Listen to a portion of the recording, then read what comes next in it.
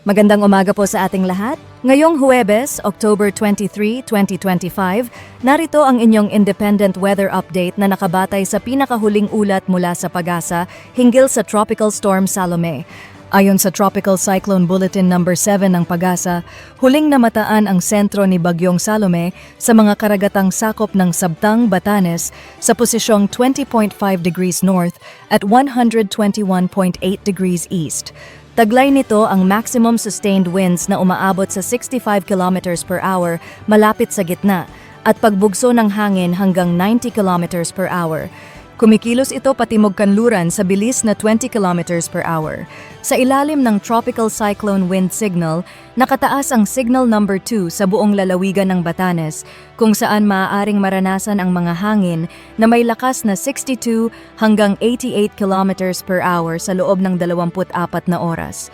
Ito ay posibleng magdulot ng banayad hanggang katamtamang pinsala sa mga pananim at magagaan na estruktura. Samantala, nakataas naman ang Signal Number 1 sa kanlurang bahagi ng Babuyan Islands at sa hilagang kanlurang bahagi ng Ilocos Norte, kabilang ang mga bayan ng Bangui, Pagudpud, Burgos, Pasuquin, Bacara at Lawag City.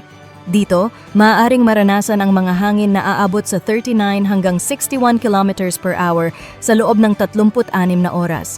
Sa kasalukuyan, ang pinakamataas na wind signal na maaaring itaas sa kabuuan ng pagdaan ni Salome ay Signal Number 2, ngunit inaasahang hihina ito at magiging tropical depression sa loob ng susunod na 12 oras bago tuluyang maging low pressure area pagsapit ng bukas. Patuloy na mararanasan ang malalakas na bugso ng hangin sa mga lugar na hindi man sakop ng wind signal, particular sa Batanes, Babuyan Islands, Cagayan, Ilocos Norte at Ilocos Sur dahil sa northeasterly wind flow.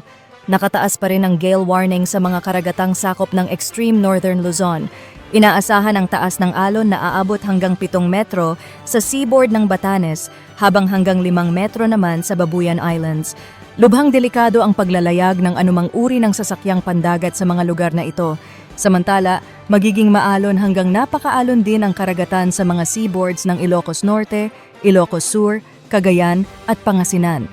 Pinapayuhan ang mga mangingisda at maliliit na bangka na huwag munang pumalaot habang nananatiling masama ang kondisyon ng dagat.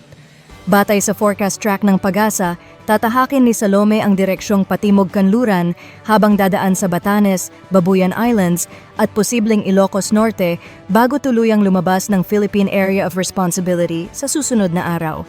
Bilang isang independent weather forecaster, patuloy kong sinusubaybayan ang mga opisyal na datos ng Pag-asa upang maihatid sa inyo ang malinaw at tumpak na impormasyon tungkol sa lagay ng panahon.